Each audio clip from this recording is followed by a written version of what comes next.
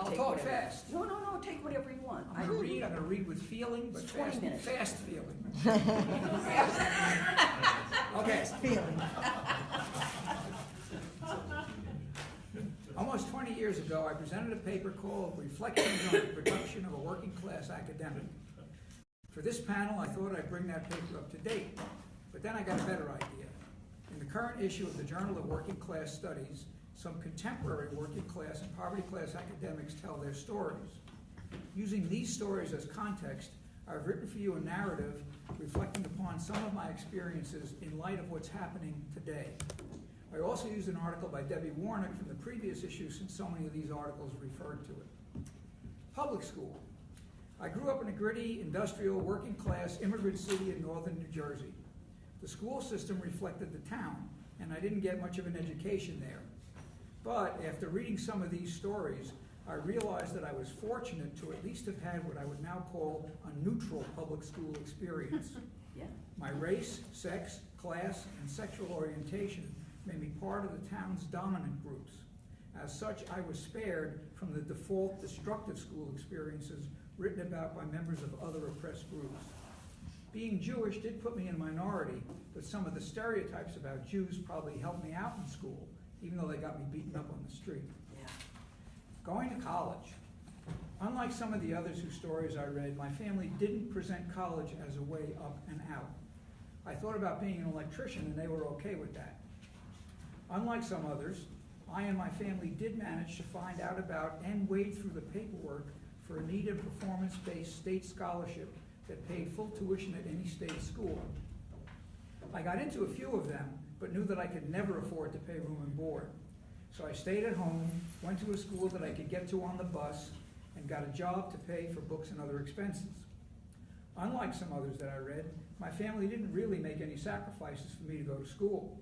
Actually, at the end of my sophomore year, they told me that they were moving out of our apartment and into a one-bedroom unit in a two-family house in a more affluent neighborhood with no room for me. I took the $10 a week that they offered and found two roommates. We were able to afford an apartment near the college in downtown Newark, New Jersey. While my parents' living situation improved, mine was diminished. This was the first time that I had lived in a crumbling, disorganized building with rats, roaches, and obvious violence. But unlike some of the others in the stories that I read, I did have the advantages brought by those better living conditions during my formative years, and that $10 a week provided a much-needed budget for food. Unlike some others, going to college didn't disrupt my cultural and personal identity. This was a commuter school, filled mostly with white and African-American working-class students. It was located in the downtown of a struggling city. During my 2 years at home and 2 years in Newark, I was on familiar ground. I didn't have to confront being in an alien culture or being taken as the sole representative of my culture. I didn't have to give up my working class voice. I was never that far from home. I do recognize, as reinforced by some of the articles, that many of the African American students at the school, despite being working class, most likely didn't feel as at home and unthreatened as I did. As an aside, the woman who later became my partner missed a final exam because of a family emergency. As a condition for being allowed to take a makeup, she was required to go for counseling. I know that she didn't feel as at home and unthreatened as I did. Most of the all-white faculty didn't put much pressure on me either. Most of them seemed to be, at best, indifferent.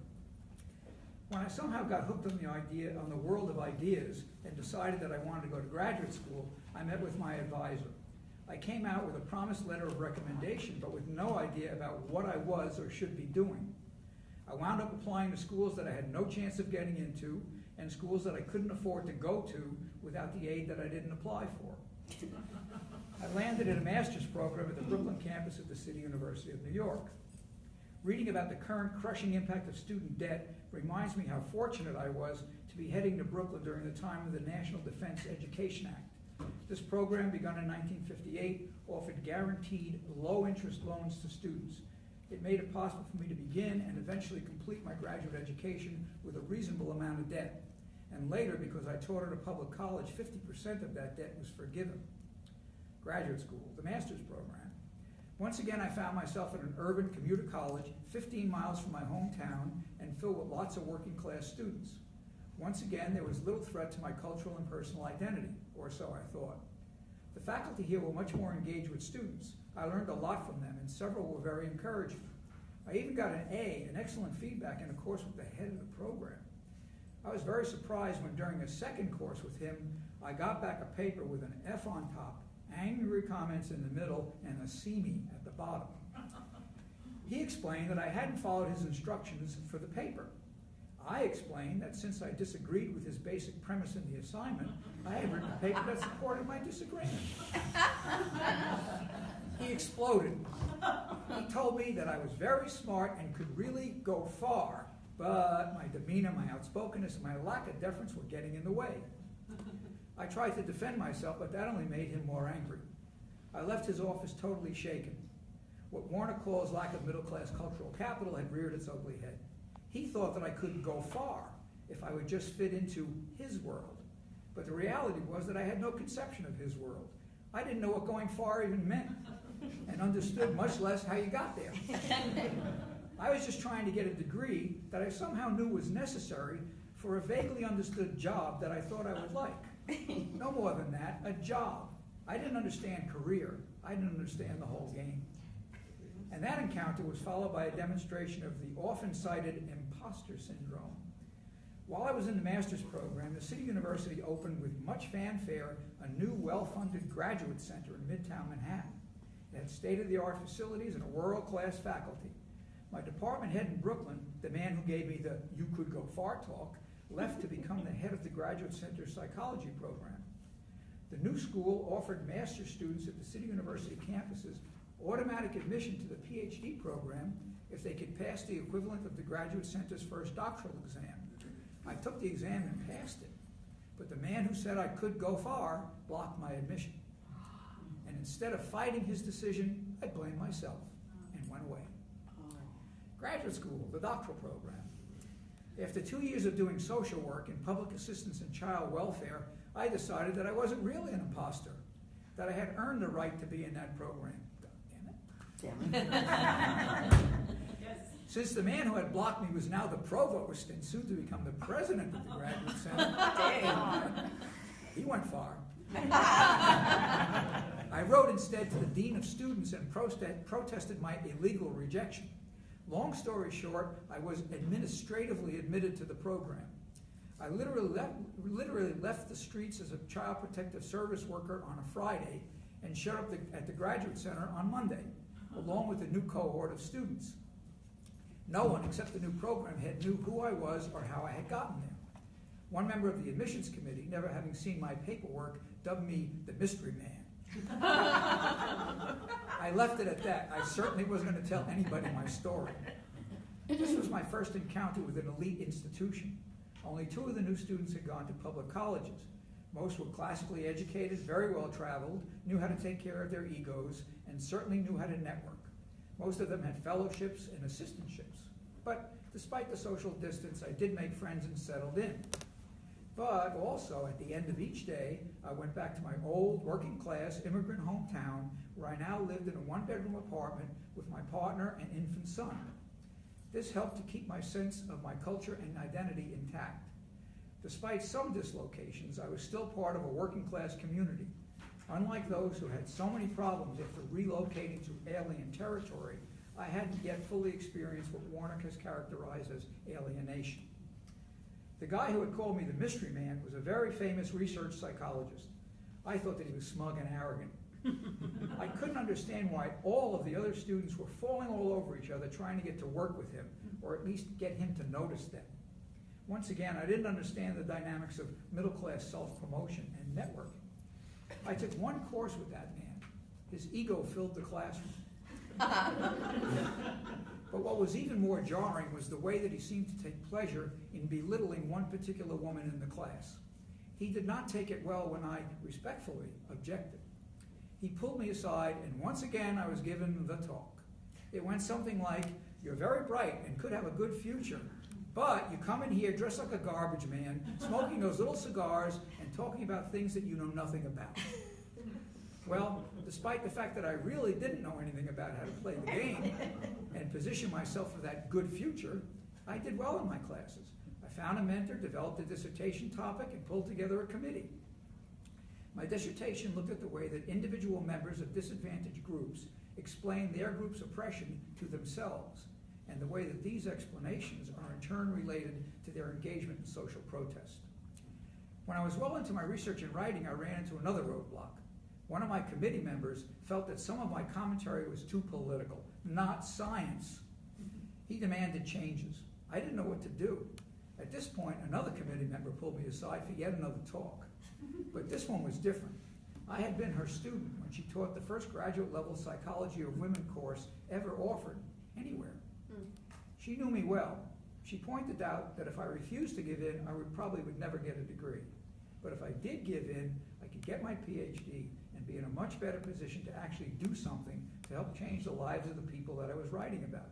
Aha, this was a good piece of advice. I gave in. My first and only tenure-track job. In the early 1973, I was ABD, partnered, had a 2-year-old child, and still lived in that 3-room apartment in my old hometown. I was adjuncting at Brooklyn College, was working full-time summers, and was on food stamps. One day I got a call from a Graduate Center friend.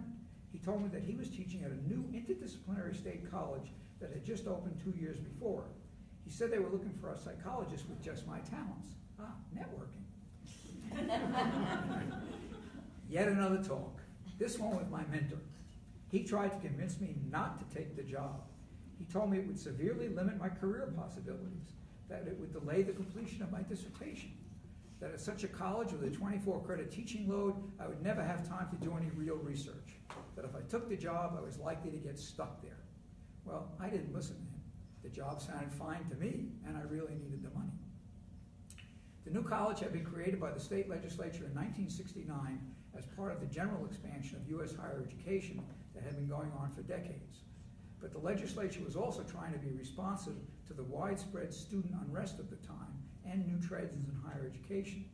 And so Ramapo College opened its doors in 1971, and its faculty set about building an interdisciplinary experimental institution. In the year before I arrived, in the fall of 1973, the American Federation of Teachers, AFL-CIO, won bargaining rights for the 8 state colleges, including this one. The college was located at the ex-urban end of a suburban county. At that time, the county was one of the wealthiest in the country. During my first 2 years, I commuted a difficult 30 miles from my working-class hometown, returning at night to an often hour-long search for a parking space. The toll taken by my commute, coupled with the realization that my now 4-year-old son would soon be going to the same struggling school system that I had gone through, prompted us to move closer to the college. Finding housing that we could afford was a struggle, but we did find a place, 5 miles from the school, with a basement that flooded every time it rained, and a heating system that conspired with uninsulated walls to freeze us in the winter. In several of the articles, authors talked about having a profound experience of alienation after moving to places where their backgrounds, and especially their color and ethnicity, set them apart. I got a taste of that alienation as a working-class person living in a middle and upper-middle-class world amid the hidden estates of the truly wealthy. Back on campus, I set about doing my job, as I understood it. Several of the articles discussed the way that faculty from underrepresented groups often wind up with a greater service obligation on the campus. Much of it involved advising students who are like them. One discussed the difficulty of finding a balance between time spent in these activities and all the other work necessary to achieve tenure. As I set about doing my version of networking, making contact with people in programs that serve students of color, poverty class and working class students, differently abled students, adult students, women students, Vietnam vet students, and LGBT students, I too saw my service load increasing. I also got involved with the union, which pulled off the first system-wide strike in the history of higher education 14 months after I arrived on campus. On the academic side, I worked hard on curriculum development and teaching. Most of my scholarly time was spent on the research necessary to develop and then keep current in new courses that we were encouraged to add to this new interdisciplinary experimental curriculum. I hadn't finished my dissertation yet, and I wasn't doing much traditional scholarship, but lucky for me, our locally negotiated faculty handbook said something like, personal research that does not result in publication, but allows development or enhancement of courses for the curriculum shall be considered a scholarly achievement. I was surprised when I received a conditional reappointment for my third year. The reason given was teaching effectiveness, even though my student evaluations and classroom observations were strong. The charge was so outrageous that my immediate boss put a letter challenging that conclusion into my personnel file. What was I doing wrong? When I came up for tenure, I had 4.5 years of service above and beyond, strong teaching, some traditional scholarship, lots of that personal research, and a dissertation that my mentor certified was just a few months away from completion. I was highly recommended by all of my peer committees and by my dean, but I was rejected by the president, the vice president, and then the president. But I did wind up getting tenure. Like a scene from a typical 1970s movie, the ground level of the institution, the community to which I had given all of my precious time, rose up and said no. The Board of Trustees bowed to pressure for petitions, speak-outs, lobbying, a press campaign, and other actions, and reversed the president's negative recommendation. What I think is interesting here is that the particular institution that I was at in the historical period allowed my working class version of networking and that increased service obligation to actually tip the balance in my favor. A few of the articles talk about coming into consciousness, that aha moment when a working class academic realizes that a lot of what they are experiencing is due to social class. Despite all that had happened to me, it took another 7 years for me to understand why I still felt anxious, confused, inauthentic, out of place, and angry. Then I came across a book called Strangers in Paradise, Academics from the Working Class, and everything became clear. And this last part is a quote from another paper that I wrote. Now I knew why so many of my colleagues made my skin crawl. Now I knew why formal faculty events and even simple lunchtime chatter about skiing out west and summer trips to Paris were often painful. Now I knew why I felt like an imposter. Now I knew why people often seemed uncomfortable when I spoke at meetings. Now I knew why I spent so much time hanging out with the staff. Now I knew why I was so happy when I was spared from teaching summer school by my friend Bob, who suggested that I work instead as a grunt in his home renovation business. Now I knew why I hated management and had thrown my heart and soul into working locally and statewide with the union. I was not just an academic, I was a working class academic. I began this talk today by referencing a narrative that I wrote in 1999. That paper opened with the following statement. All of these reflections are personal, those of one 54-year-old male, white, Jewish, straight, working class academic. As with everything else, there are innumerable ways that the experiences reflected upon here have been influenced not just by class, but by sex, race, able-bodiedness, sexual orientation, immigrant status, individual and other group circumstances, historical period, and the particular set of academic institutions that I encountered. I invited people to look for notes of commonality and notes of difference with their own experience. Well, now I'm 73. I've been retired for 10 years. After reading these journal articles by current graduate students, adjuncts, and full-time faculty members, I am more convinced than ever of the truthfulness of that opening statement. If I wasn't a white, straight male, if I hadn't gone to college and graduate school in the 1960s and 70s, and if I hadn't wound up at a unionized alternative college early in its history, before it was normalized, I am absolutely certain that I wouldn't be sitting here speaking to you today.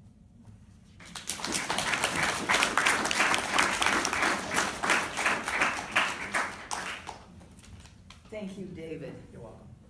He never fails to make me proud of, I asked him to something. Kovacovic? Okay, Kovacovic? Yes, I pronounced it wrong for so long. He is also in, he was unable to make it because of a medical problem. He's fine, but he was unable to make the trip. So Jack's the only person I know who's also read his book. He was from a rural one-room primary school in Normandy, France, from 1947 to 52. He has college, I like this, college credits from San Francisco State U, UC Berkeley Extension, Monterey Peninsula Community College, California, U of Maryland Extension, U.S. Armed Forces Institute, Madison, Wisconsin by correspondence, San Mateo, I mean, I could go on and on. I mean, this is a working class resume, right? By extension. Yeah, exactly. And it goes on like that. He currently teaches at the University of Duluth in Minnesota, at Duluth, right? Huh? I'm sorry, University of Minnesota. University of Minnesota at Duluth, UMD, and he is a professor of French, and so his actual voice isn't here, but Jack has kindly agreed to read some of what he was going to read. Okay, I really recommend the book. He moved from Eastern Europe to Paris, and his mother was a domestic in a. It's going to be read. It's going to be in white. Oh, it's going to be in here? Okay. Well, let me just. Yeah, go I'm not ahead. going to read from the book. I'm just going to do this. But it's a complex picture. So, Eastern Europe, his mother is a domestic, but he's living in a very fancy apartment in a very fancy neighborhood of Paris. And at one point, His mother was the domestic of the household. I said that already. Oh, I'm sorry. She was a domestic. So she couldn't have him because she changed households or something. So he had to go to his grandparents in Normandy, and his grandfather, was the primary socializing influence of his life, was a peasant farmer who's, according to Milan, was living the same life that they were living in the 12th century. So then he's back and forth to Paris, ends up in New York, Chicago, and then the West Coast. So he's kind of multinational. And for those of you who don't know, Duluth, Minnesota is in the Iron Range. And it is a very strong labor area, sort of like Durham and Newcastle and up there, I think. So it's just a fascinating book that covers more than just working class, middle class, but this experience of growing up as a peasant man. Okay, he begins with a couple of quotes. "The unexamined life is not worth living." Some of you may recognize that. That's Socrates, old Greek guy. The unrecorded life is not worth examining. That's Emerson. And then everyone who reaches the age of 50 should set aside 2 or 3 weekends to write down their life story. That's Bill Clinton in his famous biography, My Life. And then I'm not sure if my French is good enough, but this is a French saying, a common French saying. "Reconnu pas de vie." Do you know what that is? I'm disappointed in it. We don't want to hear your life story. Common French saying, we don't want to hear it. It's also a common American saying. Yeah, right. I get that a lot. So that's how he begins. He begins, "Dear reader, every life, even the seemingly most sheltered or uneventful, is an epic encounter with destiny, deserving to be recorded. That said, I don't know whether or not you'll want to hear my story. All I know is it took me more than 3 weekends to write it down." This is the beginning. "Mother and son, an odyssey. My family, if you can call it that, was too dislocated and too poor to establish a household of its own. So I grew up in other people's homes until the age of 16. I was born in 1942 in rural Normandy, where my parents had been employed for more than a decade as foreign guest workers. My father, a laborer, died there of cancer when I was 18 months old, in the midst of war and Nazi occupation. Meanwhile, my sisters Olga and Eva, 9 and 6 years older than me, were being raised since infancy by relatives hundreds of miles away from us in my parents' native village in Slovakia. In 1946, when rail travel to Eastern Europe was finally restored, my mother tried to restart her life by moving back to her homeland so she could be with her 3 children, two of whom no longer remembered her. But her resettlement plans foundered. Soon after our arrival in Slovakia, our family was split up again. My mother and I went back to France and remained there another 10 years. Then, just before I turned 14, we emigrated to America. My sisters stayed behind in Europe, though in different countries. Following our failed reinstallation among our kin in Slovakia, Olga, at 13, had reluctantly accompanied us back to France. Faced with the loss of her familiar surroundings and an abrupt transition to a new language and culture at this vulnerable stage in her life, she became more and more estranged from our mother and endured a cruel destiny in Paris. It had been expected that after some time, 10-year-old Eva would also join us in France. Instead, face-to-face contact with her wasn't reestablished until 17 years later, in part because of the communist Iron Curtain soon slammed shut the eastern half of the continent, in part too because our precarious situation in the West shattered any prospect that our family would ever reunite. Maman worked as a live-in domestic and therefore could not raise us herself. I thus spent the first 10 years of my life in a foster care on the Ries arrangement with an elderly peasant couple in a village in Normandy. I became strongly attached to my aged, infirm, indigent guardians and to our primitive way of life that had scarcely evolved in centuries. At the same time, as a frequent visitor to my mother's place of employment, I often crossed the class divide into the sophisticated world of the haute bourgeoisie. Later, between the ages of 10 and 14, I even became a direct beneficiary of the schooling prerogatives and other amenities of that milieu, including domicile in a mansion of her new employers, the Capferers at 64 Avenue Henri Martin, one of the most prestigious addresses in Paris's exclusive 16th district. Through observation and instinct, my uneducated but talented mother had become a valued practitioner of French cuisine, and I, her homeless son, was adopted as an extra member in a household of 12 that included a live-in domestic staff of 6. My upbringing thus took place at opposite extremes of the social scale. Against all odds, I was headed for a promising future by the time I reached adolescence, thanks to the support and hospitality of the Capferers, complemented by the thoughtfulness of their cosmopolitan daughter, Martine Wildenstein, who liked Maman's cooking and often visited for lunch during her extended stays in France. As an annual rite of spring, she made me the recipient of her son Alex's hand-me-down wardrobe.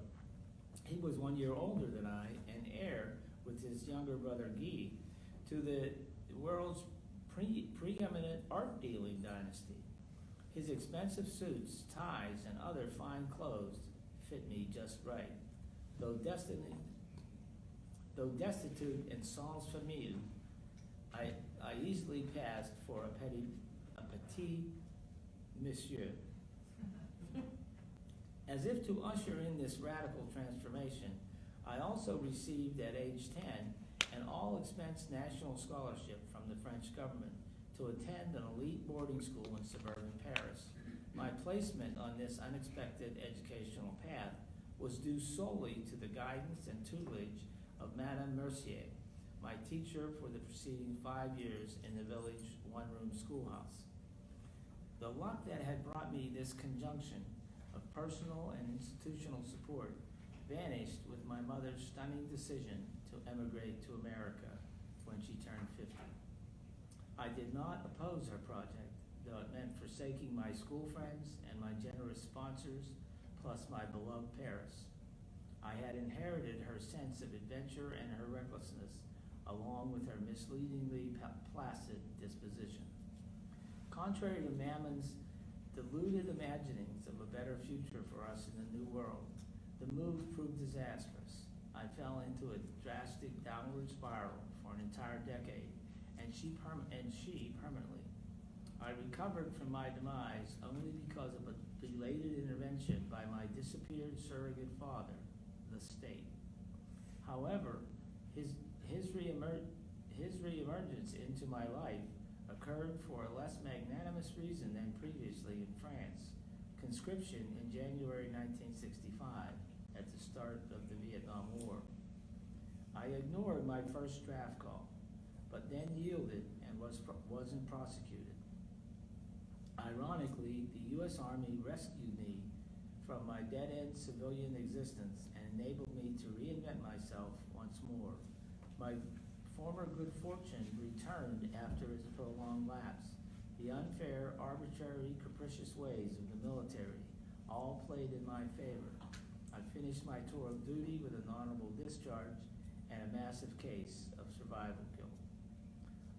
I now earn my living teaching at a university, a miracle of sorts, given that I barely managed to finish high school back in my teenage years. Delinquency, multiple identities, family disintegration, divided attachments, linguistic and cultural uprooting, mutations in modes of living, disordered education, workplace alienation. These are the most salient elements of my journey, with nonetheless many humorous moments too. My mother often said, every family have a story.